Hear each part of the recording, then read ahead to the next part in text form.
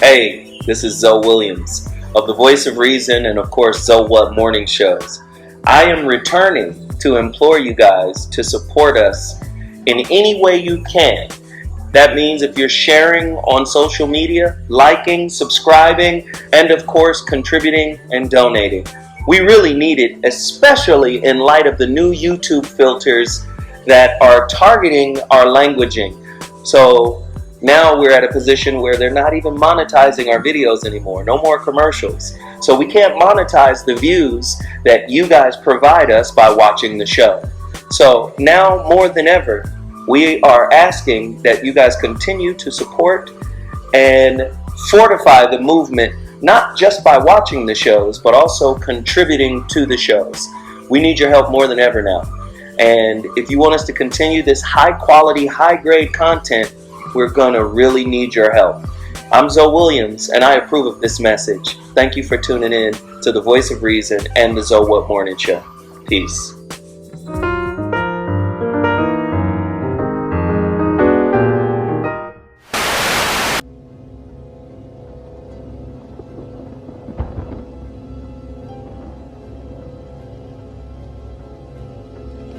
Remember, all I'm offering is the truth, nothing more. I'm a relationship hack. Run up and get touched up, suicide. And all of y'all know my style. I excel, then prevail. Run up and get touched up, suicide, that's it. And all of y'all know my style.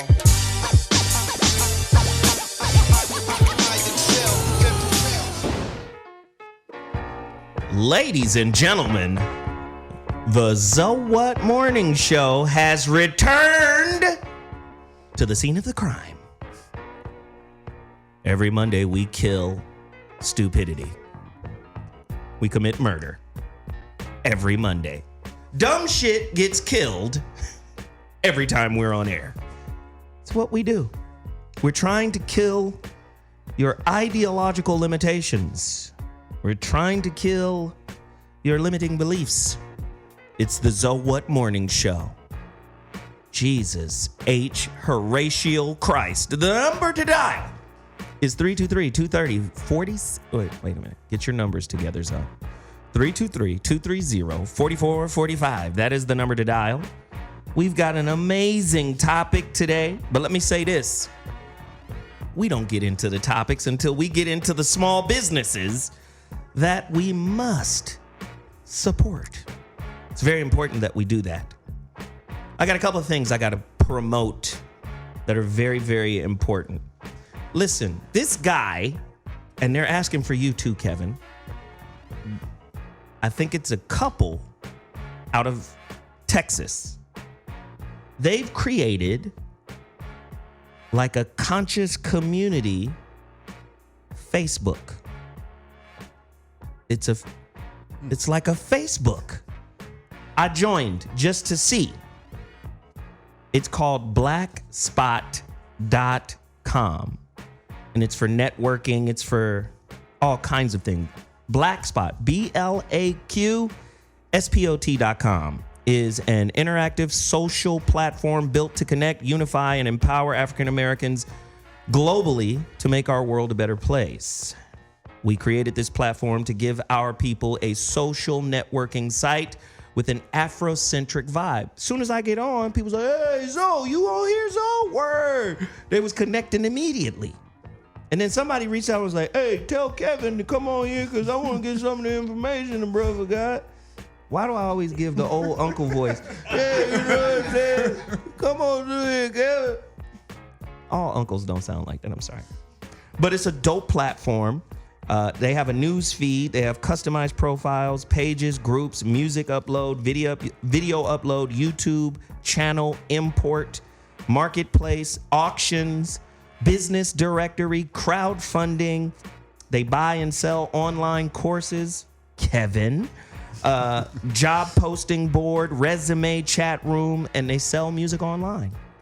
BLAQspot.com. If you give a damn, you'd go there right now. I mean, just if you give a damn. I tend to give a damn, so if you give a damn, you'd go there right now. Let's support them. and move on that. And then there's another thing I'm doing. Somebody else reached out and asked me to do this. This is in June. You know who's doing this with me?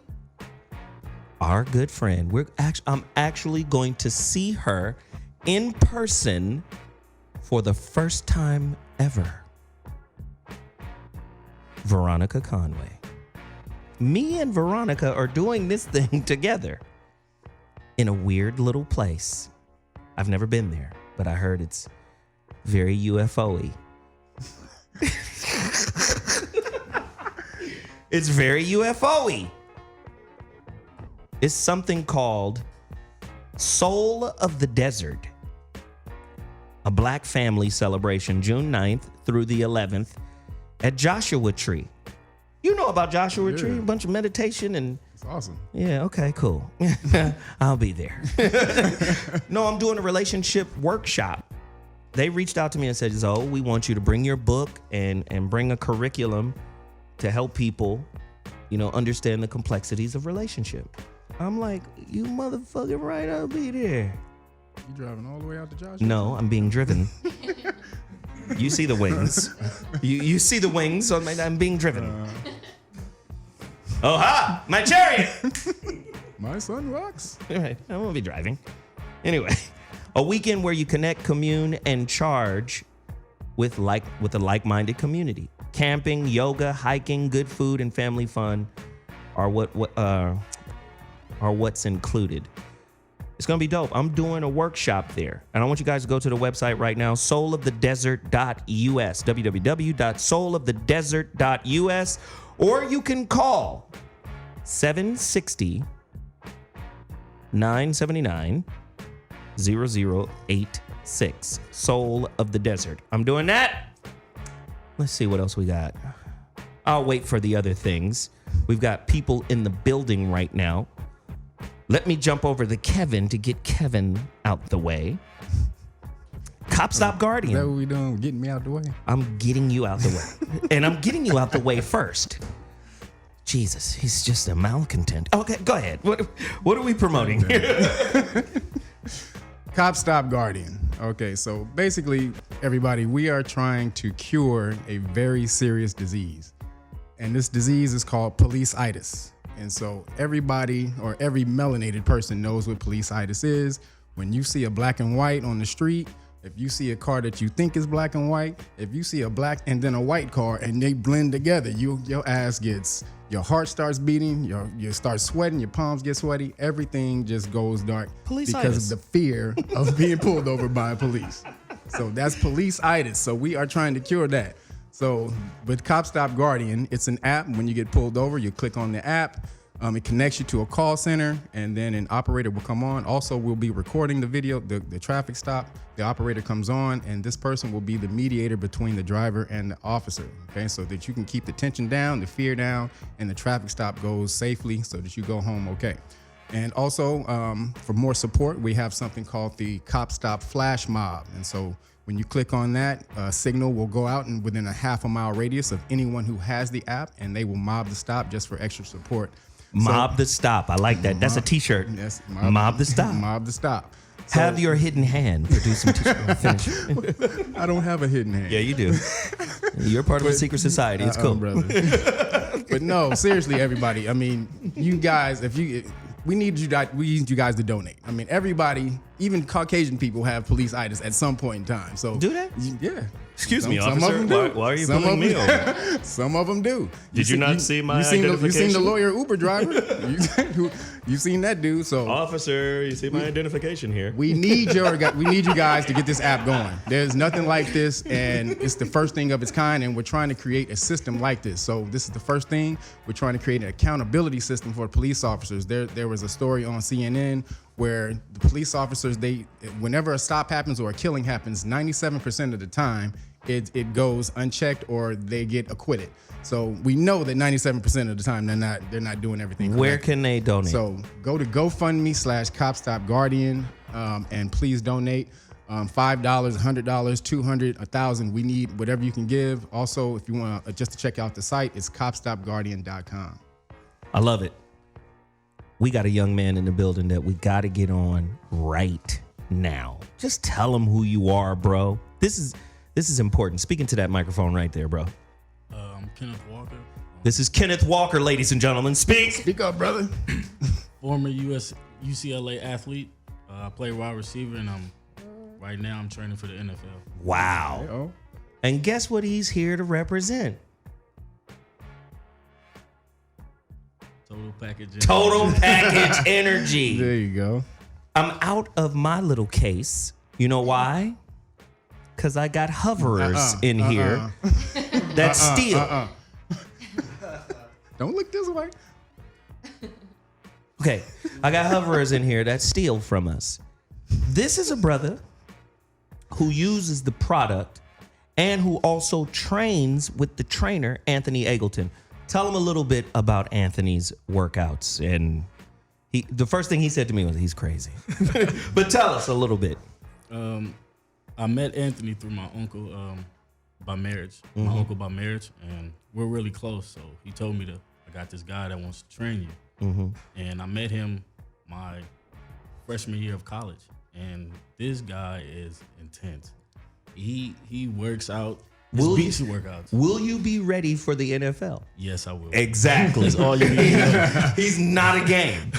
And now tell me about, because I told you my experience of the Total Package Energy. TotalPackageEnergy.com. Get there right now. Cash mob that business. They're fledgling. This is why we brought the homeboy in. You guys got to support them. Tell them how that stuff makes you feel. I'm old. You're young. We're going to contrast. Go in. Well, I took it actually during my pro day, March 21st, and it kicked in instantly. And it gave me instant energy throughout my whole pro day, which probably was about an hour and a half. Jeez. You were still buzzing afterwards, weren't you? Definitely. It's crazy, man. See, I'm old. And I made the mistake of drinking a whole bottle. He's underselling that though. He's like it's pro day, so it's not like an hour and a half of regular people doing right, they stuff. don't understand what He's pro day is. killing himself for an hour and a half. What is pro day? What do you do in pro day? Well, pro day is basically like the NFL combine, but it's just hosted at your school. So you just running, jumping, dashing, vertical, backpedaling, catching, lifting weights, doing all of that, right? Lateral shuffling. Jesus, man. Jesus. This Total Package Energy is not a game. We had to bring in the young brother to show you that this stuff is at another level. This is not well, I shouldn't say that shit. I shouldn't mention them shit. I was about to. Okay, it's not that stuff. But it really, really works. Like, it really works. Like, you know, we got a lot of sleepy, tired people out there. If you need an energy boost, go to TotalPackageEnergy.com. I got another business to promote here. Triumph Beyond Designs. You may not know who that is. Triumph Beyond Designs. You're gonna know.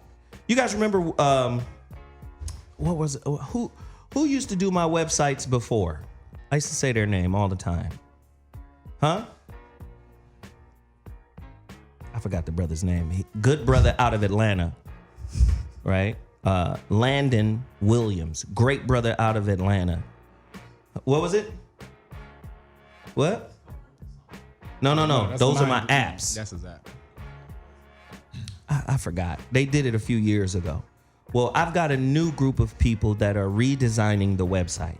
TriumphBeyondDesigns.com. The new website is icy. I could show you a little piece of it, but I won't. We're going to debut this website in a couple of weeks because they're still working on the text and all of that stuff. But Triumph Beyond Designs, these are the guys who are working on my website right now. Very, very dope. As a matter of fact, the brother is also a world-renowned spoken word artist who wrote this book. His name is Jarrell, right? Go out and support the brother's book. I need my glasses. TheDeferredDream.com. That's his website. He built his own website too. TheDeferredDream.com. Please continue to support that brother's movement as well. Say what? That's his artwork? You did the artwork? Oh, we got this artist in here who's actually drawing live. Everybody in here right now. We got a lot of bullshit going on right now, but it's good shit. It's good shit. I mean, I call it bullshit, but I'm just saying it's just a lot happening. What's your name, bro? You go by Dre? Dreddy. Lord Dreddy has joined the fray. The Court's Kingdom. We have artists. We have all types of people here. Right? A Single Mother's Guide to Raising a Son. Melvin A. Bourne Jr. Go get this book. Go support this guy. You know there's a lot of fatherlessness in the African American community. And you know what they say? When we're born, we're not born with a manual. So I hope this is as close to a manual as we can get. Please get this book. Read everything from the cradle to the grave, as the Quran instructs.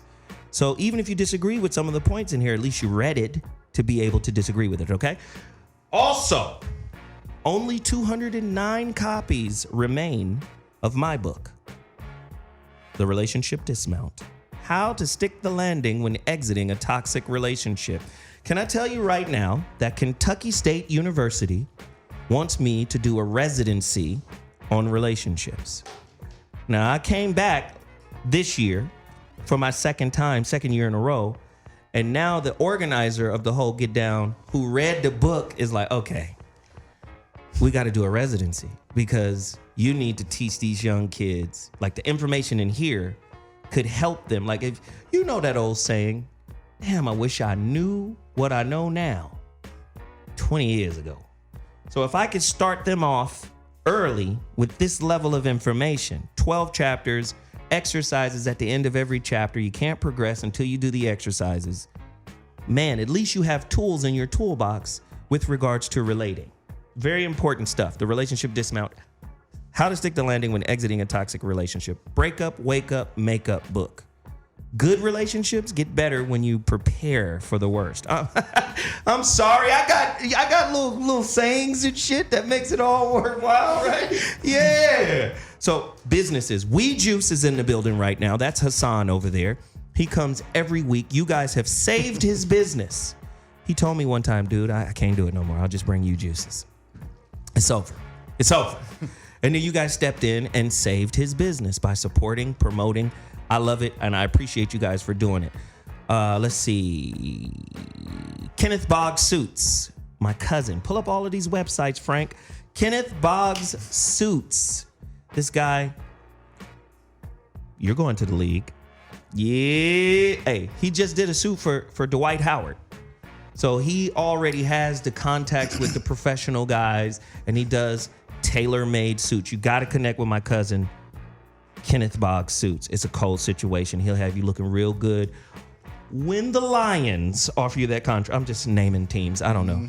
The Vikings. Okay, cool. Get icy, baby. All right. I'm going to do this really, really quickly. BigOldPrettyGirls.com for plus-size women. The Black Lane Bryant. Sisters need to dress nice. BigOldPrettyGirls.com. Please continue to support that movement. Power in One Clothing.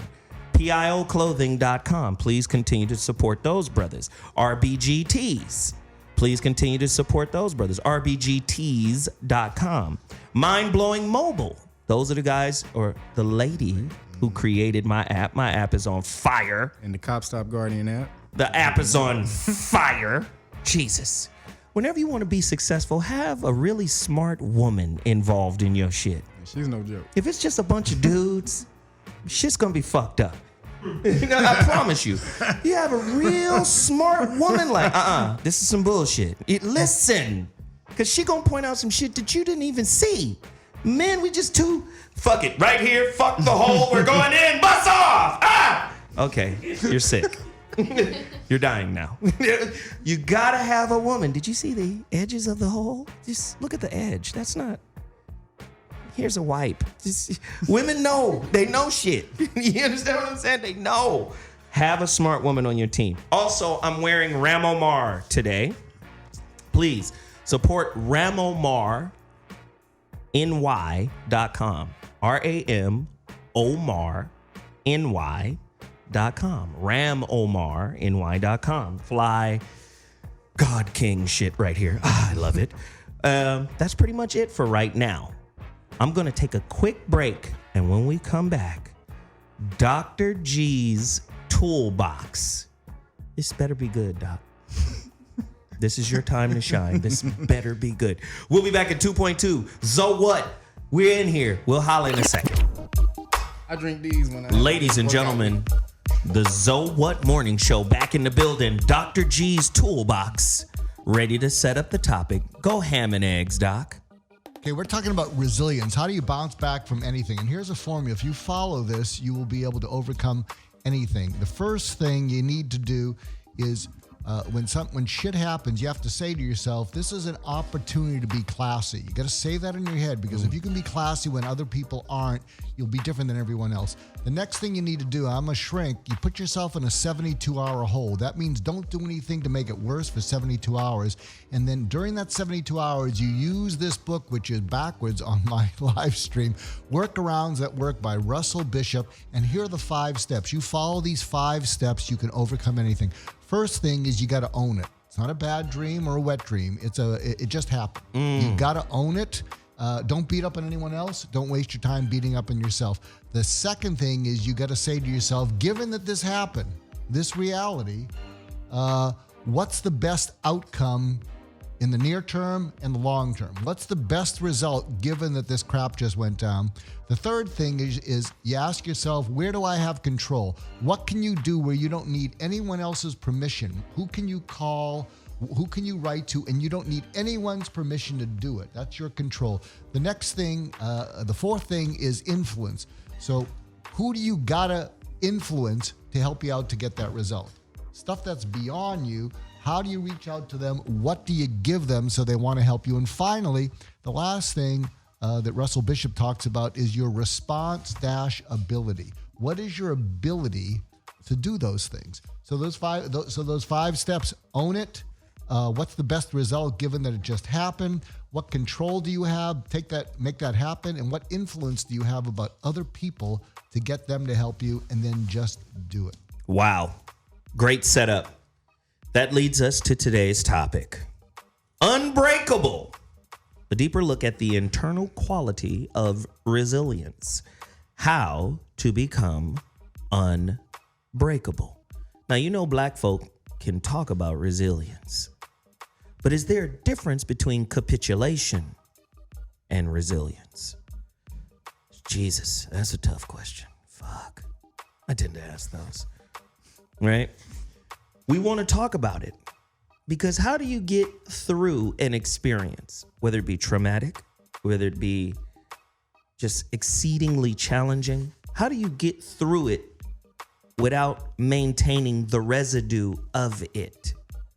A lot of times what you've been through becomes your identity. Now you have to walk the fine line of being victor or victim.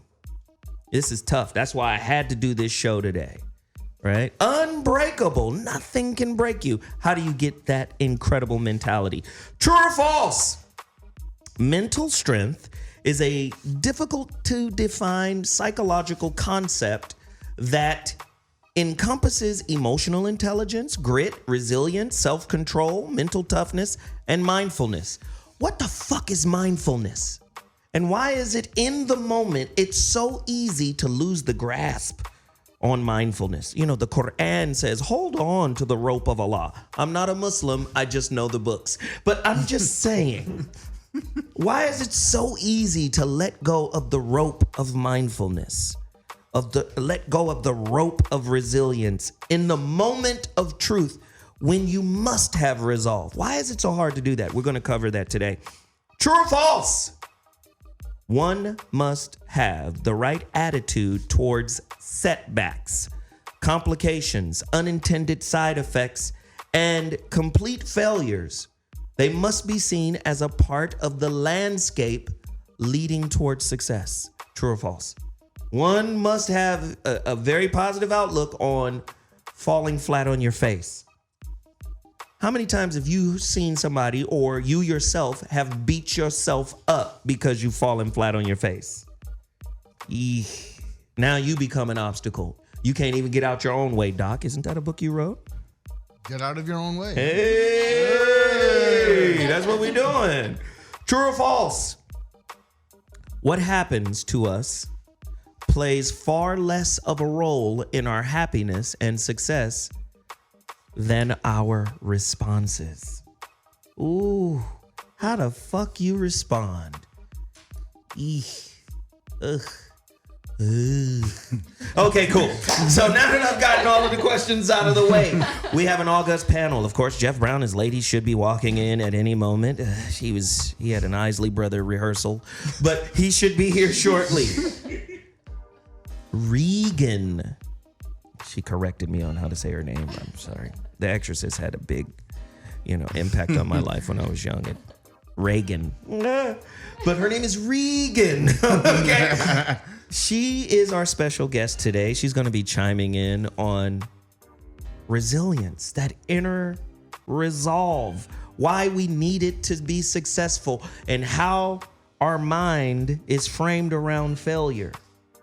Let's talk about it. You heard some of the questions. Let's go deeper, beautiful lady. Here's your microphone. Speak on it. Yes. We got to get Jeff Brown a seat. Here he comes. Oh, yay. She has that. So speak on it, Regan. How does one develop inner resolve? Well, I think it's... He's going to sit right in the middle. I think it's a never-ending journey. I really do. I don't think that it's something which you just... Oh, God. Pull up a chair and tear shit up. He's a football player, The clumsy. room's falling apart. No, but go ahead, babe. You're good. Don't worry. Yeah. I believe it's a process. I believe it's not something where you write it on your checklist and you tick it off and you go, oh, I've figured out how to completely resolve everything internally. I've figured this out. It really is a never-ending journey. And I think as you continue to grow and develop and shift through different identities and different layers and different experiences, it's our job to be aware enough and conscious enough to take the learnings from that. I truly believe that life is throwing all of this in our paths so that we can learn from it, so that we can grow, so that we can expand, so that we can ultimately do more in this world. I mean, isn't that what it's all about? So I think it's a process. I think people are afraid of expansion because it hurts. Oftentimes, it busts your ass. Your ass get bust. Right. Your ass get bust. When your ass get busted, I don't bust my Ass ass. get bust. Your ass get B-U-S-S. Yeah. Watch how you riding that bike, boy. You about to get your ass bust. Exactly. B-U-S-S.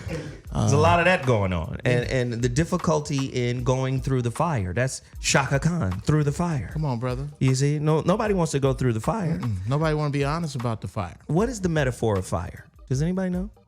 The metaphor? Yes. In this particular setting or just period? Resilience. Oh, okay. What as it pertains to resilience, what does fire represent when they say go through the fire? The litmus test.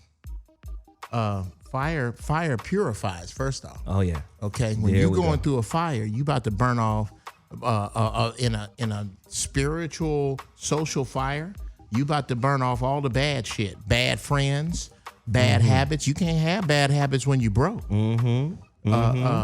Attachments. Speak on it. You can't. How am I gonna keep the shitty habit of never ever having my shit together or never ever communing with like progressive minds? I don't ever do that, and I expect to be successful. Wow. Some folks, you got to figure out who the airbags are in your life. Okay? Some folks are deployed airbags, and the best thing you can say about them is that I'm walking away from you. No, but let me add to Jeff, because that is such a salient point. You can't walk away from a lesson until you've taken the test. Woo! Right. That's why they're there. So let me give context to what Jeff is saying. Yes, you walk away from them after you've learned from them. Oftentimes, people walk away because it's an irritant, or it's difficult, or it's painful. Sometimes You got to walk through. you got to walk through it before you walk away from it. You see what I'm saying? There's You're going to get back to it. you're going to get back to it if you gonna don't get walk back through to it. You're just going to bring some extra shit with you. Oh, yeah. Dr. G? This is to Jeff and any Marines out there who are stuffing with this PTSD. Because what walking through the fire means is when you're a Marine, the few, the proud, what happens is that goal of killing for freedom tethers your brain together, the way you think, the way you feel, and what you do. And when you take that goal and rip it out and you're no longer aligned with it, you start to get untethered. And when you're out of sorts, when your thinking, your feelings, and your actions get pulled apart and you need to be in control or you're out of control, going through the fire is surrendering to letting your brain come apart so it can reunite in the next reality. And the problem is when you're letting it come apart, you feel like you're on fire. And what happens is your mind deconfigures. The three parts of it pull apart, and they need to be tethered to the next thing. But a lot of times you can't find what the next thing is. That's why you have to work together with other people who are going through it, because anyone else who hasn't going through it, you'll blow them off. You'll say it's easy for you to say it didn't happen to you. Wow. That's good shit, Doc. You're finally pulling your weight. Kevin! Yes, piggyback on what Zoe was saying. Yeah, you can't walk away from a test until you've passed it. And most of the time, like when you're taking, or when the universe is showing you something that you can't get past, a lesson that you just keep going through, you'll keep going through it. No matter what, even if it seems like you've taken a break from it, the universe will bring that shit right back around. So if you've gotten with a woman who you've not necessarily yoked with, or same thing with the guy, if you're going through some business stuff, any type of thing, if you're trying to quit a habit, if you're trying to and again, there's that word trying. The definition of try, the root meaning of try, means to lie to. So when you're trying to do something, you're literally lying to yourself. That was heat. And so that was heat. So going through these things, He earning his keep today. Fuck it. It's cool. today. Today. But no, so going through these things, this is where people develop coping mechanisms. And going back to the true etymology of coping actually means to fight back. It means to punch. So literally, you have to deal with something in order to be able to get through it. That's just the meaning of it. Wow, this is good monkey lava right now. Why is it that resilience as a thing is so elusive to most people? Has this culture sold us a dream? Has this culture sold us an imbalanced perspective of the world? Why is it that it's so elusive? There's very few people, like you hear Kobe Bryant talking about that young kid, Devin Booker, right? 70. The boy dropped 70 points in a game. Now, a lot of people are trying to write him off because they're saying, well, they lost. He scored 70, but they still lost. But what Kobe was saying was, that is a rare mentality. The mentality of, you not gonna ever stop me. And that was Kobe's mentality. Okay, we might lose, but what you gonna do about me, right? And not in a selfish sense, but more in a sense of, I have supreme confidence, regardless of the circumstance, that I'm going to rise. And what he was saying was, league-wide, that is a rare mentality. Why is that mentality so rare in life in general? You got people who just get overwhelmed by life, by circumstances, by situations. Doc? One of the things that Tony Robbins says is, where focus goes, energy flows. And what happens is when you get traumatized, your focus gets pulled away from you. And when your focus gets pulled away from you, you don't know where you're going or how to get there. And the problem for American society is it's now turning to what it wants is escape and relief. It does not want to step into the fire. It doesn't want to step into the pain. Instead, all it wants is escape and relief whenever it loses its focus. And I'll tell you, you go for escape and relief, you will never get your focus back. Wow. Escape and relief. Wow. That's ugly, Doc. You really doing some things today. You know, I'm glad you're here. And I notice you're not available for the more controversial topics, but that's fine. Protect your brand. Okay. I wasn't sick last week. That is true. That's right. I'm not touching that shit. I'm gonna come from another angle. Lack. Say more. Lack, especially amongst my community. Lack is the fire. Lack is the thing that's giving out these social third-degree burns. And people, at least where I come from, see success as a place to rest. People like Kobe see success as a place to start. Wow. That I'm not measuring my accomplishment by my bank statement. I'm measuring my accomplishment by what I feel is possible by me and raising the bar 5 to 10% above that and not settling for anything less than that. That's gone when you going, who shit, I've been raised without for so long that as soon as I get this $100 million contract, I bought my mama a house, and I got a Bentley in front of the 2-3 other houses I got. Shit, I'm from the coast from here. Wrong. Yes, exactly. And that's where you get an anomaly of a player, be it or a player who can score 70 and people who can dismiss it. Wow. Regan? Well, let's talk a little bit about instant gratification, because I think there's so much of it these days, and we're living into it unconsciously. Yeah. Right. And, we can get pretty much anything we want instantly, right? Yeah. There's an app for whatever it is, food, transport, all of it, right? And so I think even if people are aware that, hey, I need to show up, I need to do the work, I need to live into the fire, I need to take the lesson, even if they consciously know that, they're looking for it now. They're looking for it instantly, just like everything else. And I think, if we look at people that have created massive success in their life, it didn't happen overnight. It wasn't instant. It wasn't instant gratification. So I think, people just aren't willing to do the work a lot of the time. So you're saying people are lazy? Okay, Some cool. people. In a very nice way. Can I discuss? It's very sweet. Motherfuckers are lazy. Cool. Can I discuss the elephant? There's an elephant in the room that is not Dr. G? being touched. Okay, cool. That is incredibly off topic, but is very important. Let's hear it. Okay. Brothers who are watching the show right now, if you're going to show up to the picnic with a white girl, bam. Stop showing up with these one-armed mud ducks just because they white. I'm just can I go and be honest about Okay, it? yeah. Okay, Here we go. Okay, that was an extreme compliment to you, but let me explain something to you. And you're from Australia, yes? New Zealand. Yes, from Auckland, perhaps. Yeah. Zena. You're right. This Yes. is Zena's little sister. Oh shit, you stupid. Okay, cool. Okay, there's a phenomenon in America where white men who date black women Date they the go baddest. get dimes. They get the They date the best. best. Yeah. Brothers predominantly that date white women. Oh, they don't give a shit what they look. They'll take one with a fin. That she got a fin like right there. They don't give a shit. Dolphin girls. Yeah.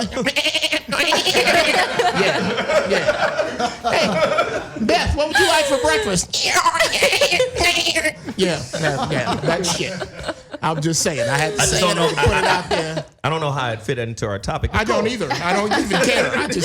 That's a public service went there. announcement that need to be put out. And therein lies the problem. So to come back to it, Yes. for a lot of people, change is difficult. Life is about change.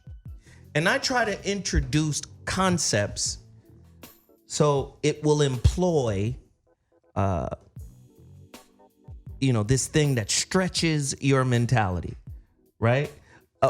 You've seen that old that statement that says, a mind who's been stretched can't go back to its old dimensions, wow. right? And a lot of people find comfort in rapidity, right? But it's a love-hate comfort. It's like, oh, this is safe, this But is I hate comfortable, it. but I hate it. It's a love-hate. So what I try to do is push people beyond what they consider to be comfortable, especially if you want to grow, right? So change becomes this thing people fight all the time. It's going to require, like she said, a different level of work ethic. It's going to require something different in you to have more. But a lot of people Don't want more if it requires responsibility, accountability. Can we talk about that? Kevin? Your cool ass. This motherfucker. Arms and shit out. Cool. Stop hating. This nigga hella comfortable right now. My arms are covered for a reason. Stop hating. But no, as your topic, is the power of resilience. So resilience means to bounce back, the ability to bounce back. And, you need to feel empowered to be able to do that. And so power. So let's go break that down. So power is the ability to act, and empowerment is the ability to put something into action. And so, a lot of people lack that. I mean, sometimes it's a learned thing. Some people are born with it. But some people are born with it. But it's a skill that you have to acquire. And if you're going to move through life with any type of, power of any type, with any type of ability, you're going to have to move through life with empowerment. So I just wanted to touch on, when people come up against obstacles within their life. And as you said, people come up against obstacles. That's just all that is just something that's standing in your way. Now, there are many ways to get over an obstacle, around an obstacle. You can go under an obstacle, but most people literally, they're taught to stop, turn back, and walk away. That's some normal human shit. You ain't even taught that. That's some hardwired shit. Like, for some people, feels good, yummy, take it. Feels bad, what the fuck, I'm out. That's for some people, but some people, they'll fight. Like myself, like you give me a challenge, I'm going to keep going till I fucking figure it out. That's just, I was born like that, and I know a lot of people who are like that. But then some people are naturally like, they naturally just don't want to deal with shit. And then some people, most people actually are lulled into it by society. I mean, they lull you into not wanting to do anything. They say, "Oh no, that's too hard. Don't go ahead and watch. Go ahead and watch Martin, or go ahead and watch. Go ahead and watch the game." Like the teacher told Malcolm, "You a lawyer? No. There you go. A landscaper. That's better for you. That's too hard. Okay, bro. I need you to cut my lawn. That's cool." We have a caller on the line. Caller. Hopefully, this is our special guest. Another one. Yes. Is this Marissa? This is her. Oh, man. I'm glad you were able to get in. Now, you guys are hip to Marissa. This is a sister out of Florida who used the Stand Your Ground Act. And she was in trouble. They was trying to give her 60 years, right? Because she shot in the air, right? You want to talk about resilience. I mean, how did you did you have moments where you were down? I mean, how did you bring yourself back up? Because the reality of it is, it's hard to be optimistic when they trying to give you 60. How did you do it? Speak on it. Well, I mean, honestly, I'm just rooted, in foundation in my belief and faith. You know what I mean? I believe in that. I believe that, I pray about the situation. I believe that it was meant to happen, unfortunately, the way that it did, because a lot of things transpired after that. And so I never became comfortable. I knew that I was never going to do that time. I knew that no matter what, I was going to fight. And that's the reason why I went to trial the first time, So it was something that I never accepted as my fate. And as a result, I'm here today. Wow. And how did you get out? Like, what was the process of, we got it wrong? Because at first they sentenced you to 20 years in prison. Right. So how did it all turn back around? And tell me about how you felt when you first heard them say, "Okay, 20 years. See you later. Here's 20." Oh. And then, you understand what I'm saying? And then you turned it around. Yeah, I understand what you're saying. Yeah, well, here's the thing. It's a process, and this due process is lengthy. So, it's like when you get it in, like if you see it on TV, it's like 10 times longer than that. But essentially, I was incarcerated about 16 months before I went to trial. And then once I had to stand your ground probably about 8 months into that. And when that was rejected, I, had to go to trial. So I went to trial.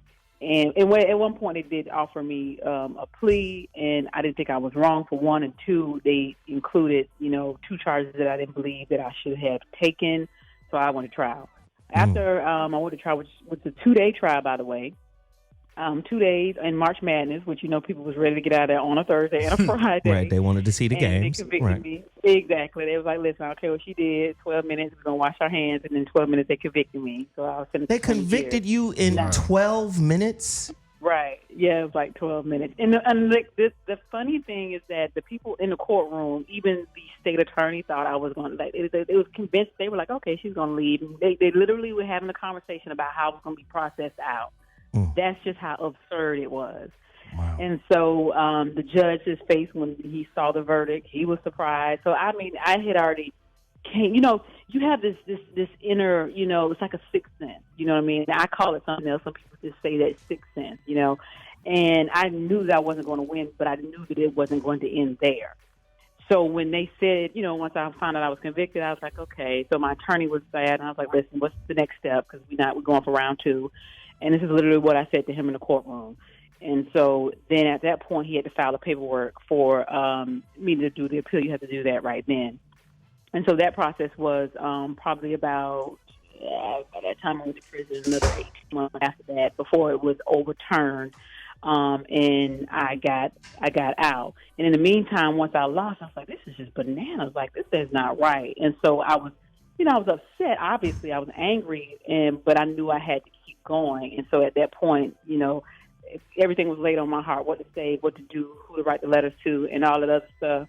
And then I contacted a few people. My story went viral. CNN contacted me, and then it took about another year, and they found a technicality in jury instructions. So, did you have to pay for your own legal, or did somebody step in and kind of like, okay, I see there's some bullshit around this case, and, step in and help you? Or did you have to pay for some, or did somebody come in and do that? Just tell me the process of turning it around. Well, the first time I paid for it out of my 401k, like everything, for those attorneys, because I ended up with 2 attorneys the first time around. The second time, I had a legal defense fund, so a lot of people donated. A lot of people, raised funds for me to be able to have attorneys. And then I had really good attorneys from really top law firms jump in on my case and worked a lot of those, hours. And I had about a team of 24 attorneys out of Holland and Knight in New York and all over. Actually, they were all over. They were in D.C., they were in Europe, they were all over. And then I had my, Bruce Zemet from his firm. He's in Fort Lauderdale. And then Buddy Schultz from I apologize. Buddy Schultz is from Holland and Knight. Quinn and Emmanuel in New York, and that big firm was out of New York in different areas. So I had like 3 firms jump on and just, tackle my case. Wow. Let me just say, I don't know all of the details of the case. I don't know everything. All I know is to have to go through that, because you'll hear it. You'll hear people say all the time, legal people. I got 4 or 5 lawyers in my family, and they'll always say the most intimidating seat in the world is that of the defendant. And if you don't have no bread, you don't have no money, you don't have any resources, that could be an exceedingly intimidating position to find yourself in. And you need, for men, you definitely need testicular fortitude to be able to make it through that. For women, just strong. The resilience required to not break down. Did you have low moments? And when you did, were you able to bounce back? And how did you bounce back? I had plenty of low moments, but I just, I allowed myself to feel what it was. I didn't try to push it down. I didn't try to dismiss it, because sometimes you need to. Wow. It's a good parameter for where you are in your spirit and your soul, and then recognizing, okay, where am I on the face scale? Like, okay, I know how I feel. I'm not going to dehumanize or let anybody else say I shouldn't feel this way, because we have feelings for a reason. Okay, If I'm in a low spot, I'm going to sit in it. Okay, but that doesn't change the fact that I believe what God told me, that I was going to be free, that I would not do that 20 years, and that I was on the task. It was to me divine purpose at that point. So when I had those bad days, I just allowed myself to have them.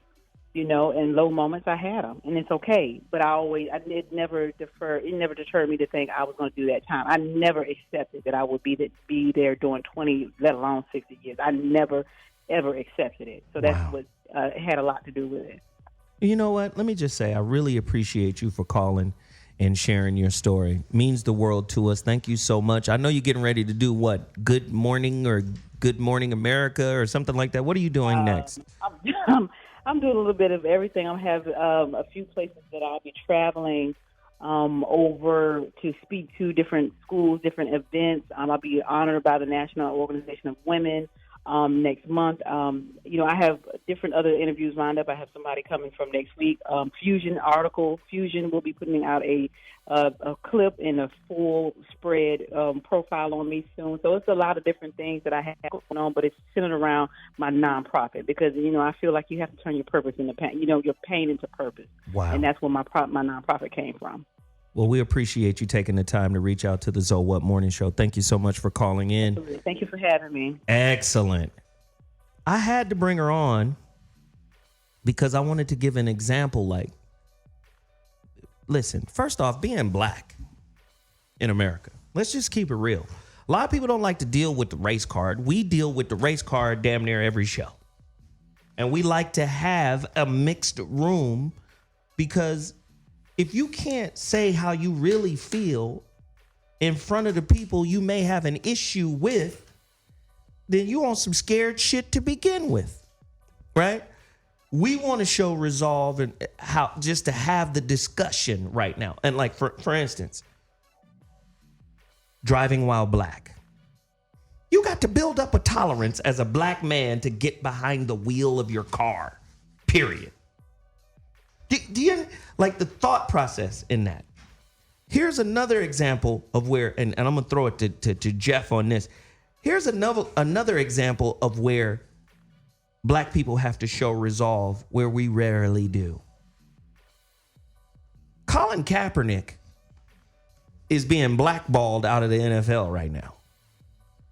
And if we had an organizational resolve that says if you blackball him, you blackball us all. We're no longer Pittsburgh Steelers fans. We're no longer Dallas Cowboy fans. We are Colin Kaepernick fans because this guy is donating money to Meals on Wheels. This guy has donated 60 tons of food and water to Somalians. This guy has donated to after-school programs. And all he did was take a knee to say, hey, it's a lot of bullshit going on in our community that is unfair. This man plays football in a league where 80% of the players are black and 5% of the owner. There is no owner that's black in the NFL. So if I stand up, or in this case, take a knee to say, hey, this is wrong, please address it. And the NFL got its own problems, right? You show that there's a hidden racial hand, and maybe not so hidden, when you deal with different people of different ethnicities in different ways for the same infraction. The kicker for the Giants, you get to stay on the team and keep making money after you did some foul shit to your wife, physically, domestic violence, but Ray Rice can't come back into the league because he did it. And not only did he do it, he apologized. He did it before they got married. They are married. They're still together. He worked it out. He went to therapy. He did all the shit you asked him to do, and he still can't get back in the league. But when the white man does it, he stays. He keeps his job. So we have to address that element. Black people, where is the resolve in saying, white people who are in control of the industries we so desire to be a part of, we will stand in unity and show our resolve by pulling back our participation. Jeff Brown. I was trying to save a little bit of it for the rant. Well, then I'll put it out there. Oh, I got plenty of bullets. Okay, cool. I'm just saying that what we're going to have to learn is that something that Jews know all too well. I say it all the time. It's impossible to fuck with one Jew. You fucking with them all. You fucking with them all if you fuck with one. Ain't that right, Doc? You fuck with them all. Jew, Nick. Jew That's shit. right. Let me tell you something. You want to know how gangster Jews are? Jews got people scared to compliment them as a group. Fuck around and fuck your compliment up and see what happens. It's like this, like the thuggest dude on the block. If you go, dude, man, Duloc, I like them chucks you got on today. Today, nigga, what's wrong with the chucks I had on yesterday? You about to get your ass whooped because you done fucked your compliment up. That dude right there, it's a whole bunch of problems he ain't got to deal with. Duloc can leave his car with the keys in it running, and ain't nobody gonna fuck with that car because that's Duloc's car. You know Duloc don't play. Jews are Duloc on the international scale. They are not fucking with it. Let's call him Debo. Oh, yeah, they did. Yeah, so for Debo those of you, from because everybody Fridays. don't know Duloc, but Debo from Friday, that's who y'all are. Who we are That's my is bike, radio. We are radio. Black folks are socially fucking retarded. We are really big, really strong, and really fucking stupid. I mean, sadly, that's who we are. We are the water boy. We are Bobby Boucher. Oh, yeah. Black Lives Matter. Wow. Walk around with your pants sagging, I can see your drawers. Yeah, Okay, that shit. Jeff. Thank you. I might do that on stage. And listen, I'm not trying to make you guys uncomfortable. Take my I'm just- tax return and buy some 26s for my Escalade. Okay, cut his mic off. He's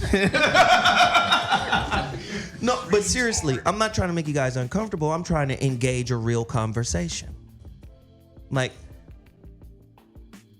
when we talk about racism in America, and we talk about the resolve of the black people who have had to endure it and find ways around it and find ways to cope and find ways to live, I dare say, a normal, like you can't even have normal in that. What is normal? Do you understand what I'm saying? So, and I'm asking you guys, not that you guys are racist, but you can't say you haven't benefited from the way it's set up. Like the humanity in the situation, like when you look at people who are struggling because they've been conditioned a certain way, like how do you guys process that, Dr. G? This is probably not a direct answer, but what I'm... It never It is. probably isn't. Thanks for warning us, because we had no idea that what was going to come out of your mouth wasn't a direct answer. We know you, Doc. Glad you cleared that up. No, go ahead. I'm sorry. Now, something that we have spoken about before is that a lot of what white people do is they project on blacks. I know you're angry, and I'm going to keep looking for it until I see it. And as soon as I see it, allows me to preemptively attack you before you even show it. Obama. And so what happens is until whites can take back that they're projecting onto blacks and anger, that, you know, blacks are frustrated, and that it takes you decades for that to cross over into anger. But when you until whites take back that they project on you, I know you're angry at me, because if I was you, I'd be angry at me. So I'm going to keep looking for it until I see it. And as soon as I see the slightest bit of it, I'm going to attack you to protect myself. You have weapons of mass destruction. Wow. I don't care what the evidence is. And part of what I was thinking about with regard to this is the power of analogy. One of the things I've been thinking about with Trump and the GOP is, if the GOP doesn't like the way Trump is treating it, the GOP shouldn't treat the Democrats that way. So the analogy is, if you don't like being put down, rendered powerless, where you can't win, that's how a lot of Democrats feel with regard to the GOP. And so the key is, how do you get other people who are projecting onto you to feel what you feel, and then say, geez, I'd hate that feeling. In fact, I'd get angry if I felt that way for many years. And then you just keep the dial on them and say, if you don't like the way it feels, don't do it to us. That's so big. I'm going to coin it here, but you gave the definition before the coinage. It's racial confirmation bias. Totally. God damn. That's huge. Racial confirmation bias. I'm going to wait until you prove my bias correct. See, I told you. See, this is why Obama this is why this is how I had no illusions for Obama as the president, right? I knew he wasn't going to be able to do what black people were hoping he would do. He was the only president in history to be in that office under stereotype threat. Right. There's no other president. They're all white. So he had to be. He's the only other president didn't have the luxury to get mad. Because if he gets mad, you confirm. See, we knew it. You're just like the rest of them. Yeah, if he had a Russia, if anybody thought he had dreamt about him having a Russia connection, they would have kicked him out of office by now. He had to be. Listen, the way the system is set up, he had to be cleaner than Tide. He had to be cleaner than Clorox. Because if there's anything associated with you that, I mean, look at Donald Trump. He's got so many parasites and shit connected to him. That's what I'm saying. Bankruptcies, telling women, give me your pussy, let me grab you by the... Oh, he couldn't have none of that. Piss tapes. All that. So, and when I see black people, when you live in this kind of society, there's no way you're going to survive without inner resolve. But what is your inner resolve connected to? Individuality or community? And which is more powerful? An inner resolve with a me, myself, and I kind of mentality, or an inner resolve that's connected to us? We don't make it unless we do this, which was Jeff Brown's Jew analysis, or analogy. The Jews, you mess with one, you mess with them all, right? But black people are fragmented and still looking for appreciation, acceptance, and authentication from the dominant society that still wants to keep them in their place, so to speak, i.e. Colin Kaepernick. Regan, speak to it. Yeah, well, it's interesting for me, obviously, because I'm not from here. So Right. about a year ago, I came here and plonked myself in the middle of this. Wow. And it's interesting because, if I take it back home to New Zealand, it's very multicultural. It's very immersed. There is no black or white, even though there is. Mm-hmm. It's completely fused. There's no discrimination against the Aboriginals? Not in New Zealand. Australia may be a little bit different. Australia's on some other shit, for sure. Yeah, but New Zealand with Māori people, I mean, maybe a little bit, but it is very super intertwined. So it's interesting coming here. Yeah, and kind of being in the middle of it. And if I take my perspective kind of as the rest of the world, I had no idea how bad it was. I'd heard stories, I'd seen the media, I'd seen everything, but I hadn't felt it. And it was crazy. It was really crazy. Right. It was scary. It was eye-opening. And it really made me think a lot about how has this even happened? This is crazy. Well, we trying to get where Great Britain was hundreds of years ago when they threw out all their prisoners and sent them to Australia. Wouldn't that be wonderful if y'all just let all the brothers out of prison and all of it? I would agree. I would pack my shit up and hey, maybe we can move to New Zealand. Shit.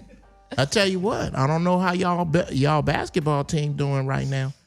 I don't know how y'all doing in the sports department. I ain't talking about racing no boats. I'm talking about shit that you can learn how to do cheap. The shit you can learn how to do cheap. Y'all got a baseball team? Yeah. Wow. How they doing? Wow. How they doing? We get some brothers down there. I'm just saying. I'm just throwing it out crazy. there. That's crazy. Kev? Here we go. Word class. Yes. Let's go, Kev. The etymology of the word fuck you is fornication under the consent of the king. Speak on it, Seth. Yeah, you can clown that shit, but you all participating in fucked up energies when you don't know what you're saying. So whoa. That's how that go down. So, just going back to what Jeff was talking about. No, it is, first of all, you need mental fortitude. That's where it first starts. And so if you're not mentally strong, you're not gonna fuck with anything really. And so what you need to do is get a bunch of you who are mentally strong and then unify. That's the key right now. If you got take a look at anything in nature. I mean, humans are the only people who don't work together in nature. So, I mean, in order to get through, especially now in the time where everything is chaotic and you have this chaotic person in the office, the best way through this, and truly pretty much the only way through this, is going to be to unify. Create your organizations like they have, like Black Lives Matter. And I was talking about Black Lives Matter. They're not an actual organization, but they did create an offshoot organization. So they have a nonprofit now. So they're basically trying to keep, they're trying to keep tabs on police officers and things that they do, but it's only data. They're not doing anything. It's only just the keeping data so they can record it. But they've understood that you have to come together. And so they've been infused with a bunch of money. They've gone out, they've fundraised. And so they're becoming a major power. And so it's the same, you can do the same thing. It's only by coming together that you're going to be able to get through this shit. I can smoke a bag of that. Dr. G, earn your keep. Okay, so some tips to do this. Let me ask everybody here in the studio, how many times has a breakthrough in your life been preceded by a breakdown? Most of the time? 9 times out of 9. Okay, yeah, 9 times out of 9. Okay, so here's what you got to realize is that almost all the breakthroughs you've had in life have been preceded by a breakdown. The problem is when people have breakdowns, it feels so awful that they do all these crazy things to cope with it and they miss the breakthrough because they're too busy apologizing to other people, feeling ashamed of what they did to deal with a breakdown. I mentioned it before, if you have a breakdown, if you hit something, it's your mind is reorganizing to a reality that is not coming back. Remember we talked about becoming unglued, wigged out of sorts, untethered. What you need to do is say to yourself, it happened. Don't do anything for 72 hours to make it worse. And usually the breakthrough will happen. I mean, I'm a shrink, and one of the reasons that sadly we had to put people in 72 hours hold is because we knew within 3 days they wouldn't destroy themselves or someone else. If you give them 3 days, they'll get past that, and that's what you have to do. And if you look back on all your breakthroughs, what I got from the panel here is 9 times out of 10 or 9 times out of 9, the breakthroughs were preceded by breakdowns. So when you're in the middle of a breakdown, if you can just pause and the breakthrough will follow. I have to do a shout out to a friend of mine. A CEO was the head of something called Adaptive Medical Optics. They make Blink, the ophthalmic stuff. And about 10 years ago, they found out that it was hurting the corneas. And in the same day, he took it off the market without checking with his board, without checking with anything. And I called him, Jim Mazzo, and I said, Jim, I'm so proud to know you. And he said, Mark, I'm giddy with excitement. I said, you're what? He said, I'm giddy with excitement. I said, you better close the door. And he said, Mark. Before you get that all over the floor. He said, Mark, we do things right. You can't avoid these things happening. But when I look back at my life, all these things made me better and stronger, and I'm giddy because I know it'll happen, and I just don't know what it'll look like, but it's gonna happen. Wow. I'm excited about that. Wow. You cannot have success and lack occupy the same space in your brain. How about it? Okay, that person who can take a product off the... Let me hit that. That person who can take a successful product off the market is giddy with excitement because his bank account is giddy with zeros. Okay? it make it a little easier when you're not coming from in order to where he started from. What I'm saying is the place that he started from was probably a little more than zero. When you start at less than zero, and you make money your God. Yeah, it wasn't survival. You're right. He didn't need to do that to survive. So there is that. I still think there's a principle there, though. Oh, absolutely. Because you can't get to that. You can't get to his place with that other mind. Right. It's like riding a tricycle in the Tour de France. I don't care how hard you pedal. You pedal your monkey ass up. Okay, you give me a nice bike and put this Zulu on a tricycle. I'll bust his ass if I got a nice enough bike. You stupid. Even downhill. If he take his feet off, eventually he gonna get a case of the wobblies. Regan.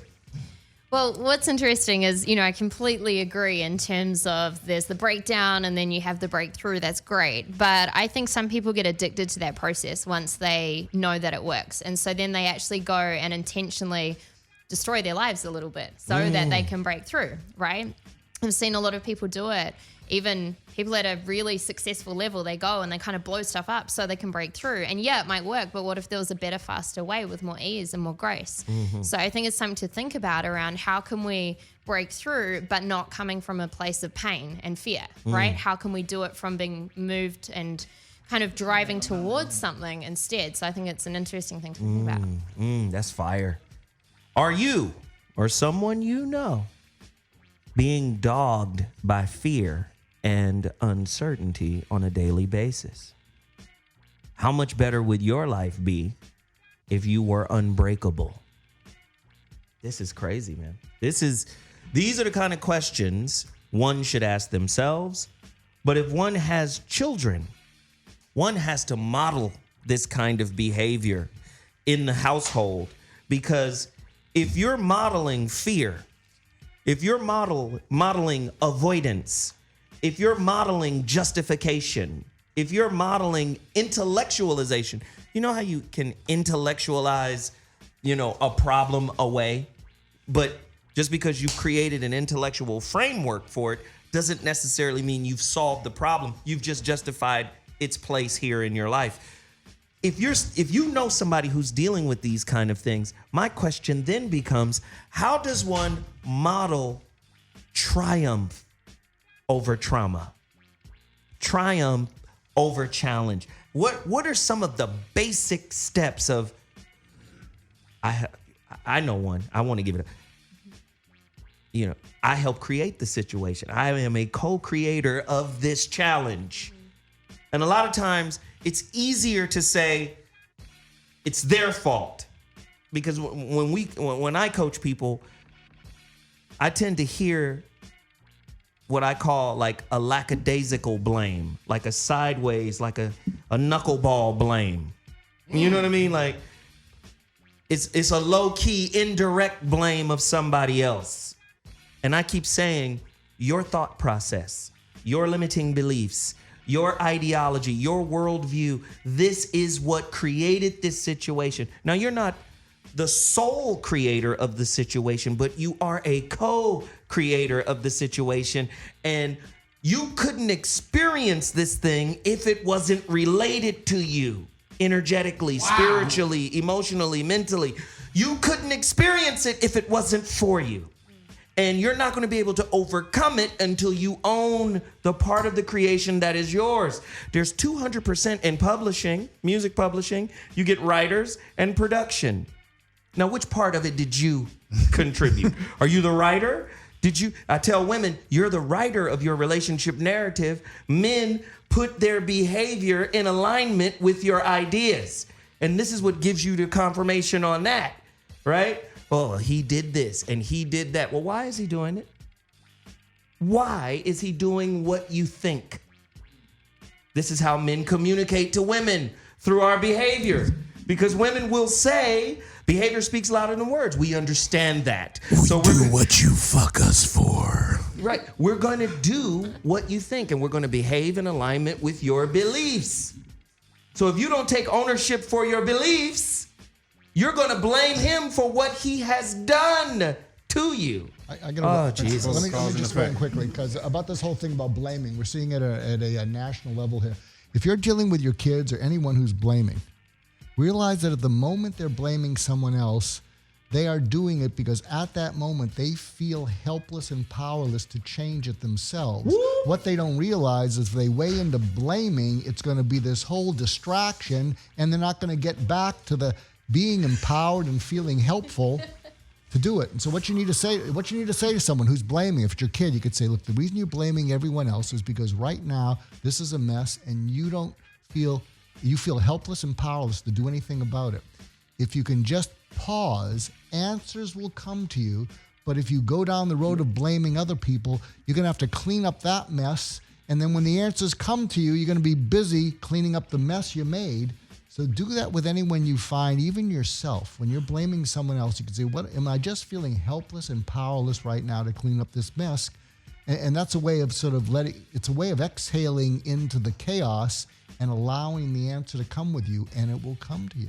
Wow. Right. There's everybody's heard something called The Secret, but there's a different book called The Kabbalion. And it's They're not ready. 7 Hermetic Principles. Yes, the 7 principles by the of 3 universe. initiates. Yes, and so this is ancient. This is back from Egypt, and it's 7 basic principles that if you follow, you can basically pretty much move throughout the world without unencumbered. And one of the main things, the first thing is all is mind. So basically, everything that's in existence exists Principle within the number mind. 1. Yes. And so what Zoe was talking about, you have to take ownership, as well as Dr. G. That's one of the principles called cause and effect, and as what we know as karma. And that's created by your action as well as inaction. People get paralyzed because they don't, with fear from not wanting to do something. But from your inaction, like you can be standing in the street, if you don't move, a car hits you. So you have to do something, or you have to sit and understand the next move. And so me and Zoe, the show, the Avatar: The Last Airbender. I love that shit. Okay, so there was one lesson that an older guy was teaching young Aang. This is, if you guys need to go out and watch this, but he was telling him, he was captured, and Aang was asking him, if you had power to move, why didn't you?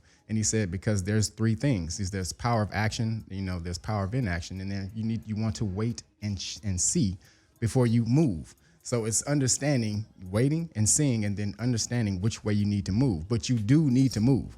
Like you can't get anything without your action. Wow. And most people, and especially black people, you can't sit around hoping, like praying to Jesus, praying to some external energy outside of yourself, waiting for some shit to happen. You have to do it. In Christianity, they'll always say God helps those who help themselves. All that means is get your ass up and move and do some shit. So it all starts with you. Period. Okay, when we come back, we're gonna do Jeff's intellectual rant.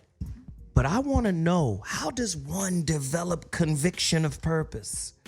How does one develop the fortitude to act in the face of adversity? I got a little bit of that for you. I want to know. I want to know the beneficial qualities of adversity.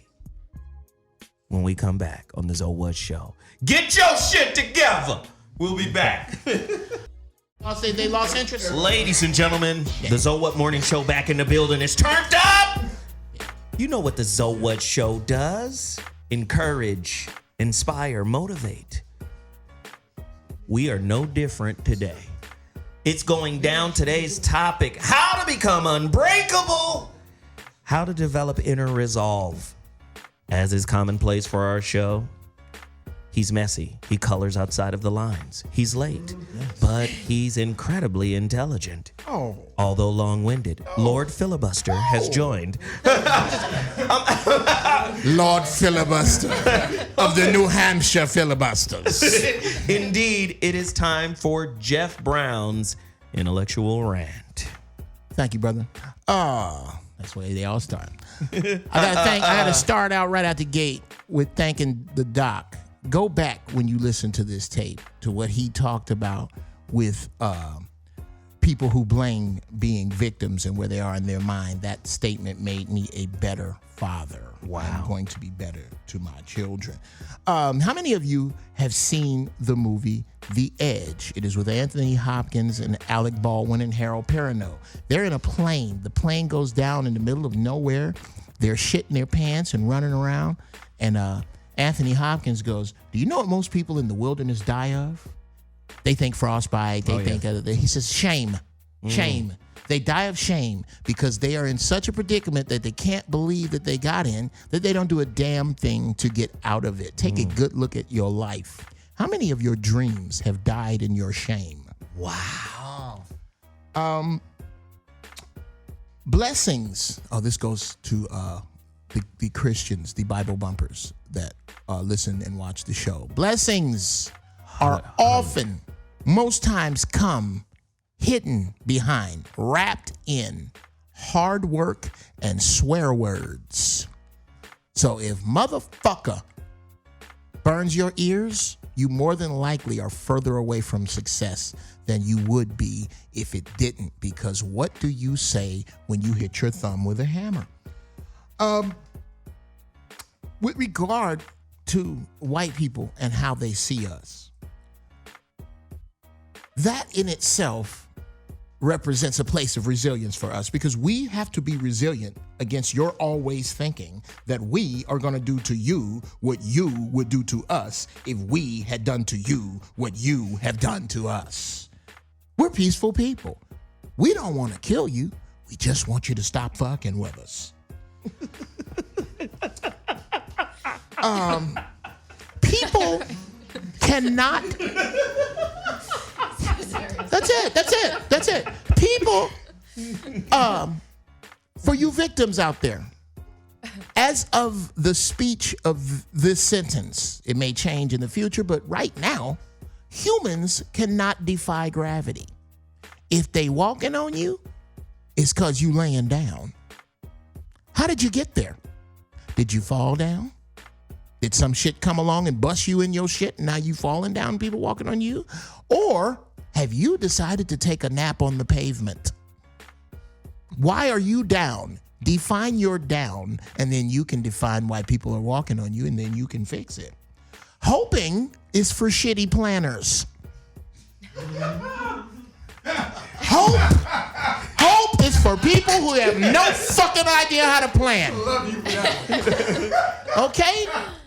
When they took Obama's picture and put that dirty 4-letter word hope under it, they said, attention, shitty planners. Oh, we got something for you.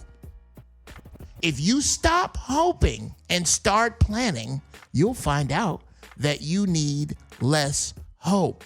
The same formula applies to God's miracles. You will need less of his miracles if you obey more of his laws, as in the laws of gravity, the laws of diet, the laws of finance. If you eating a bunch of candied yams and pork blank, in 10 years, the people who are around your bed holding hands and speaking in tongues are doing it for nothing. You ate yourself there.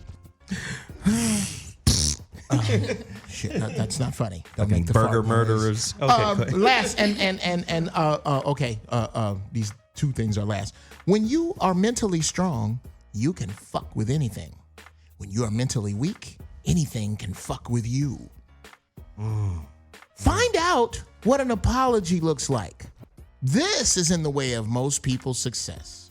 Here's the definition of an apology. An apology is a statement of atonement, a statement of accountability, of culpability that has nothing to do with the actions or reactions of the other person. If your statement has "but you" in it, it's not an apology. Wow. It's a summary. Check your shit. I'm done. Wow. Jeff Brown's intellectual rant was Hulk smashish. Yes, it was exceedingly good. Jeff Smash. Great job. Listen, we got some homeboys in the building. They have a show here. These are my Samoan homies. Our sister right here is from New Zealand. What up? These are some of our Samoan homies in the building. They got a show on Dash Radio. Hey, Kev and Jeff, let these brothers take your seat real quick. I just want to get them in here real quick to talk about testicular fortitude, inner strength. How do you develop it? How do you develop inner resolve? How do you overcome adversities, man? Kev, just leave your broken things there. It's fine. It's fine. You know, come on in here, man. Tell them about your show. When is it on? And really, let's inspire somebody who may need to hear your voice today. You could change somebody's life right now. Man, what's going on, y'all, man? It's your boy Q, Joseph. And we're from Island Block Radio. Island Block Radio. Right on here Dash on Dash Radio. Yes, sir. Yes, sir. So, man, basically, man, the whole premise of Island Block Radio is to establish ethnic media for the Pacific Islander community. I mean, we don't have, there's no Telemundo, there's no Univision, no BET. There's nothing for the Pacific Islanders, and especially being here in Hollywood, California, our whole mission is to really provide a platform, a voice for our people, man. Wow. Appreciate that. Appreciate that. Speak on it, big bro. Oh man, it's a blessing, brother. You know what I mean? To have us here on the show, man. I heard nothing but great things about you, bro. You know what I mean? And so, in our interactions, we felt the energy, we felt the vibe, man. So we definitely wanted to come and, kind of break bread, man. Mm-hmm, you know what I mean? Share some of that light. So your people, Okay. that's our people. Oh, for sure. And we know what it means to struggle. Oh, come on now. How in the hell does your people make it through? How do y'all make it through? How do y'all say, you know what? All we got is each other, and this is what we gonna do. We gonna make do with what we got, which is us. How do you guys fight through it? You know what, man? The saying that comes to mind, it's actually on the Samoan flag. It says "Mo le tua," and that actually translates to say God first. And so we embedded in God. You know what I mean? That spirituality is embedded in a lot of Islandesian cultures. And so, that's how we get through a lot of that struggle, because we feel like God will provide. Yeah. That's it. I can smoke a bag of that even though I don't smoke. I don't smoke at all. I smoke the truth. That was real. Right. And see, a lot of people get caught up between God and religion and dogma. Nah, it's something in you that lets you know the power is there. And if you tap into that inner power, that will propel you through any difficulty in life. Speak on it, bro. Man, my man was talking about the different laws, right? Yeah. But there was one law that I was like, there's one law that he omitted, and that's the law of attraction. Yes. So, Joe, myself, we don't come from radio, bro. We're just some street dudes, some dudes that, we kind of spoke it into existence. And so, that being said, man, we always kind of live by the motto, man, that if it doesn't evolve you, it shouldn't involve you. Here we go. So, here we go. You know what I mean? All right. Here we go. There's Talk more. about it. Preach. Teach. Tabernacle. There you go. I smoke the truth. I like that. Right. Damn. See, somebody's life is being affected without a dogma, Straight up. without some kind of belief system. We're not trying to convert you. No. But what we're trying to say is it hurts you if you don't take that energy, whatever you're experiencing, and convert it into fuel. Come on. That's what hurts you. When you don't convert the challenge into fuel, it can propel you through any negative situation. You're not in a situation by chance, by happenstance. Yeah. You're there for a reason and a purpose. Talk about it. And this is why I say, don't be afraid. Sometimes security is what we're pursuing, and wherever there is security, there is a lie. I be trying to tell people, wherever there is security, there is a lie, because growth requires you to not be secure. You got to let go of what you think is all you need, because sometimes you need more and you may not know that you need more until you're put in a position to have to let go of something. You want to know what's so crazy about that, man, is and I don't mind sharing. I mean, I was working for the city of Long Beach for about 6 years. And it was a real cool job. I was writing the mayor's speeches, doing media inquiries. I was in city. I was in the mix. Mm-hmm. Real stable. And I don't say that. I mean, I'm not trying to brag, but that's something that I left because I knew that wasn't me. Wow. Like, I can't be in an office. I can't be in a cubicle and dying every day that I'm going. Not to say that that might be some people out there, and that if that's your passion, hey, more power to you. But I knew that this was the lane that I needed to be in. Wow. You know what I mean? Wow. So that's that old Zen saying, leap and then the net will appear. It's not going to appear before you leap. Right. And see how security is almost like a prison. I need 4 walls. I need to be able to touch 4 walls. I need to be able to touch the floor, and I need to be able to touch the ceiling. Scientists, you psychiatrist folk, will put it in the box of normalcy. If you're too happy, you're manic. If you're too sad, you're depressed. You're inside this little box of what is considered normal. Sometimes you got to leap. Sometimes you got to jump out there when there's nothing there for you. Nothing at all. To hold on to. And a lot of people are afraid, and this is why they lack that inner resolve. Right. How do we change that, Regan? Right. Well, on security, I think it's important to note that it's all an illusion for starters, right? It's like everyone's looking for the sense of security in their relationships and their job. They go, I'm getting this job and I'm signing a contract. Well, someone can tear that up tomorrow. Like, really? It doesn't even matter. Relationship. Oh, I'll get married and then they'll stay with me forever. Really? Really? Really? Trust. Right. And so the security thing, I think when you realize that the only security is really actually within yourself, that's when you step into power, right? Because that's when you realize, wow, I'm actually in control. I'm in control of my feelings. I'm in control of my success. I'm in control of my money. I'm in control of my emotions, my relationships with others and with myself. And that's when you're truly secure. Oh, go deeper. Right? Go deeper. We need it. Go deeper. We need a distinction between in control of and controlling. Go deeper. Right. Well, I think the thing to think about is, like we touched on before, we're co-creating with the universe, right? So it's about setting intention and looking at, well, what do we want to manifest, but then also surrendering to that process, right? And there's something beautiful about locking in what you desire and then actually surrendering and taking action. So you're not controlling the process. You're allowing it to be in control of you, but you're still intentionally creating what you desire. Oh, that's beautiful. Truth. I can smoke a little of that. This is the real. Hey, brothers, tell them what time your shows come on, how they can follow you, how they can support your movement. Yo, man, follow us, Q and Joe Sav, on the morning ride every Monday through Friday, 6 a.m. to 10 a.m. Powered by Dash. Your boy Q, all up in your ear hole. Come on. Hey, man, I appreciate you guys for coming on. And I'm going to come on y'all show too now. Please I'm going to be there. I'm going to be there and turn up right with y'all. Did you ask him what do you want to know? I want to know, are there any... In the mic? I want to know, are there any small Samoans? I've never seen a small... I can answer that. Not even the babies. The babies come out 22 pounds. These are big people. I'm probably the smallest you're going to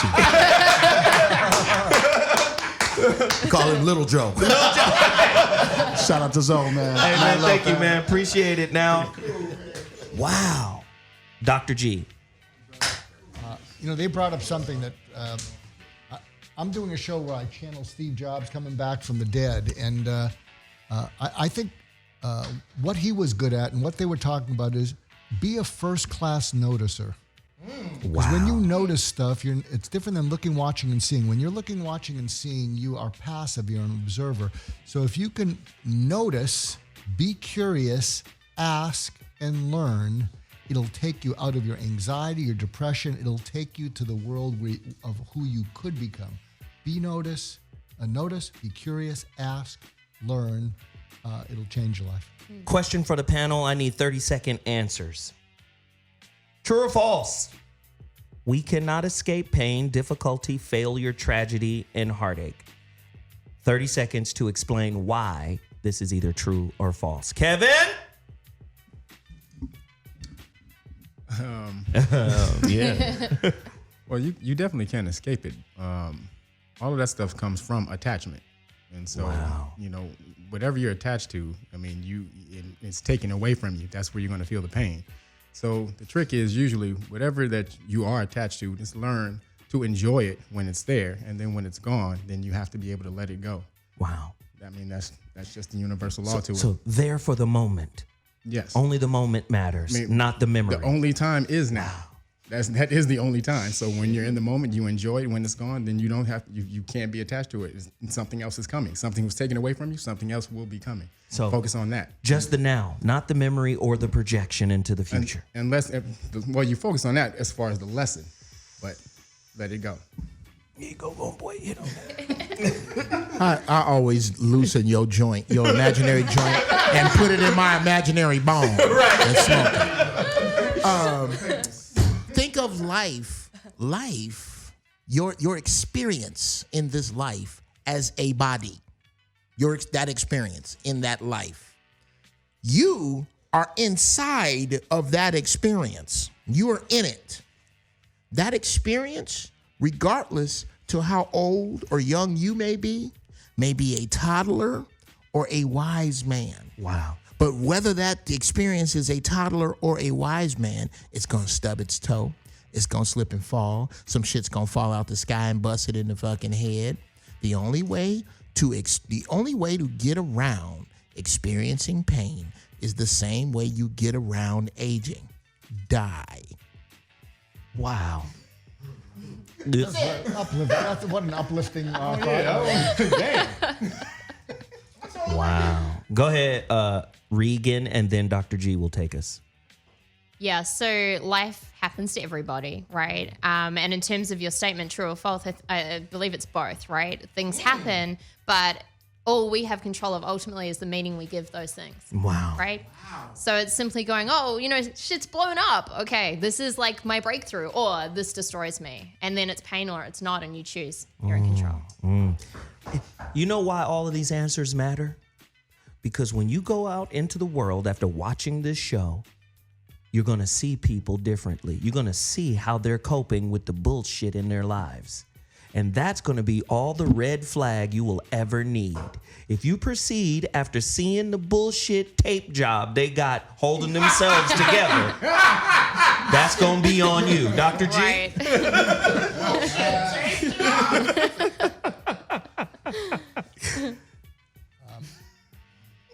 One of the ways I live my life is I have high hopes, add plans, no expectations. Wow. High hopes, add plans to them, no expectations. Because what I find is when I have expectations and they're not met, I get into the disappointment. I'm tempted to get into the blame or the self thing. So I have high hopes that things will turn out well, especially if I add planning to it, but I have no expectations that anything will turn out well.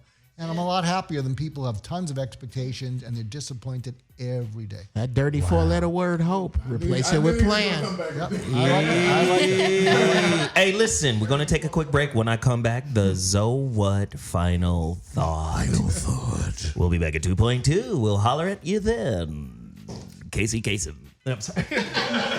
Ladies and gentlemen, we have reached the part of the show where I do my final thoughts. Resilience, inner strength. How to cultivate it, how to develop it. Let's get a little religious.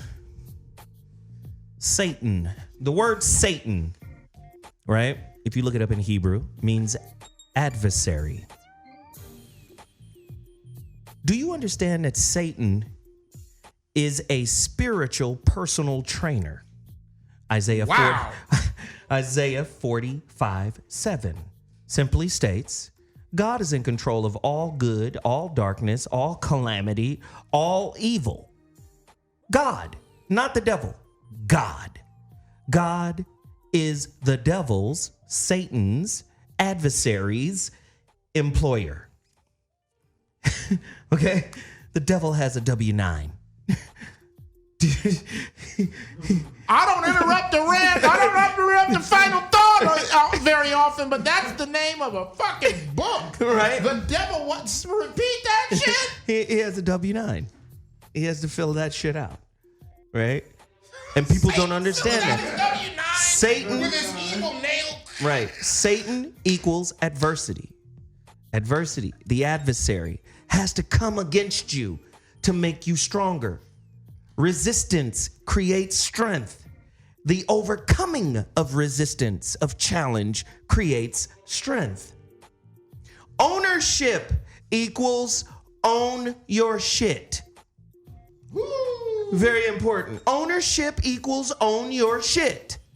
It's easy to say, I don't have a relationship with my kid's father because he was fucked up. Well, what dark shit stain in your soul attracted him in the first place? Right. And until you wipe your soul's butthole, you're going to experience levels of that in some other aspect of your life. And it may not be relationship. It could be business, right? People seem to think like, shit just smells only in the bathroom. No, shit smells wherever it's dropped. Please understand that. I have to make it real here. Quitters should be quiet. Don't say shit if you're a master of quitting. Just stop. Stop asking people to do things. Stop asking people to commiserate with your misery. Stop asking people to join in and kumbaya as you blame others and victimize yourself, just be quiet. You're a quitter. You're not going to impact the world anyway. You're only impacting yourself. You're your own asteroid that keeps hitting itself. So you just live there. Don't say shit, because all you can do is perpetuate failure, because you are, by definition, a quitter. Quitters should be quiet. The doctrine of quitting needs to be eradicated from the minds of those who could change their lives for the better. You must stay quiet. You're a quitter. Forgiveness requires inner resolve, testicular fortitude, whatever women have, yoni fortitude. Forgiveness requires strength. And you must understand that forgiveness has nothing the fuck to do with the person you're forgiving. Right. Forgiveness is the key that lets you out of your own prison of self-righteousness, of entitlement, of wound maintenance. It's the key to leave the room. It's the key to let you out your own prison, okay? You want... Okay, so I smoke the truth. I don't smoke weed, but I smoke the truth. Now, your body... No, peep game on this, guys. Peep game on this. Spirit science. Your body ages in revolutions around the sun. Your soul ages by degrees. The hotter you get, the more you shine. You can't shine unless you stoke the fire. The fire of challenge purifies and raises your spiritual degree. This is why the devil, Lucifer, let's make clear. This is why in the Bible, intellect and questioning is evil. The light bearer. Oh, that kid is bright. Brightness is a definition of intelligence. We're going to take intelligence out and make you believers in the lie. The root word of believe is belie, to give the lie away as a gift from me to you. That is the root of it. I know you don't want to hear that. We're going to make faith and believing synonymous. But when you have knowledge and you believe, come on, when you have knowledge and emotion and resolve, nothing can stand in your way. But I got to give you fragments of the truth so I can continue to govern you. I know. I know. I got to control your soul's thermostat. I don't want you to get too hot that you burn out the system I've placed around you to live in. Oh, shit. I'm sorry. The law of attraction and the Heisenberg uncertainty principle are related. Sometimes people think the law of attraction is a linear thing. If I believe this, I get that. Wrong. On the subatomic level, on the subnuclear level, our observation affects what we observe. Now, let me tell you, on the subnuclear level, which is where all of this shit emerges from, in this area where big ass objects are, the theory of relativity is in place. But on the subatomic level, quantum physics and quantum theory is in place. It's not intuitive. What does that mean, Zoe?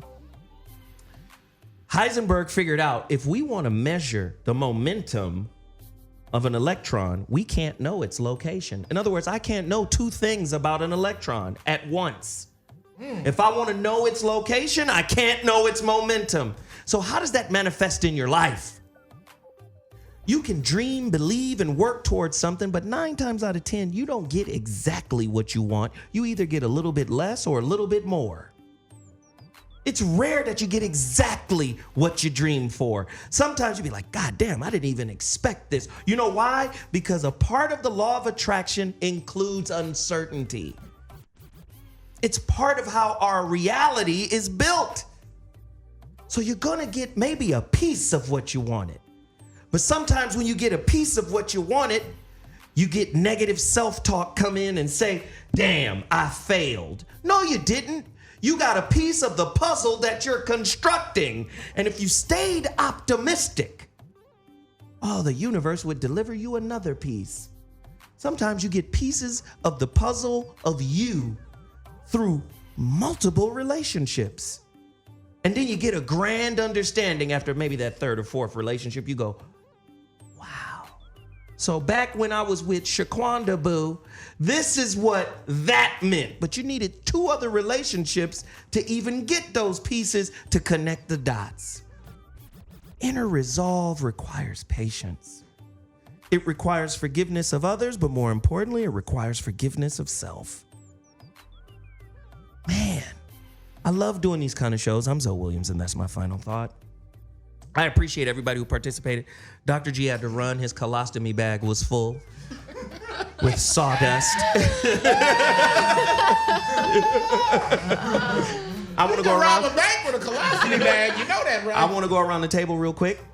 Kevin, where can they find you? How can they support your movement, bro? Yes. Everybody, if you got police-itis, the way to cure it, Cop Stop Guardian. GoFundMe. Go please donate to Cop Stop Guardian. GoFundMe/Cop Stop Guardian. Also, you guys can go to realnagas.com for all the gear. And to reach me, realnagas@gmail.com. And join the Black Spot, Kev. BLAQSPOT. There's a lot of people on there that want to connect with you. Okay. Theblackspot.com. Afro Social Networking. Really dope. Your microphone, Jeff. Your comedy spot was sick. Tiffany Haddish was nuts. Oh, yeah. Shout out to delicious, Tiffany. right? Yeah, she is not hard to look at, is she? No, not at all. Man, every Wednesday, those of you who are in LA, make your way to Bellflower, to the French Quarter for comedy. It's me and 2 other headliners. That's it. It's fucking funny every second Sunday. I call it every second Sunday. Every second Wednesday. Every second Sunday on a Wednesday. Right. It's dashiki night. Wear a dashiki and we're going to do something to hook you up. Dope. Regan, how can they find you? How can they connect? Social media, really quickly. Right. Head straight to reganhillier.com, REGANHILLYER, and subscribe. There's a lot of free mindset content which goes out there, and then every single social media platform, all under Regan Hillier. Wow. Zoe Williams GoFundMe page. Frank, pull up the page. We really need your support right now. Please go to GoFundMe.com/Zoe Williams. Also, June 9th through the 11th, myself and Veronica Conway will be at Soul of the Desert, a Black family celebration, a weekend where you can connect, commune, charge. It's going to be crazy. Like-minded people, yoga, hiking, the whole 9 yards. Go to, where's the website? Yes, soulofthe-desert.us. Please continue to support my entire movement. Thank you so much for tuning into the ZOWHAT Morning Show. Later tonight, 5 to 7 p.m., The Voice of Reason, live here on Dash Radio. Deuces.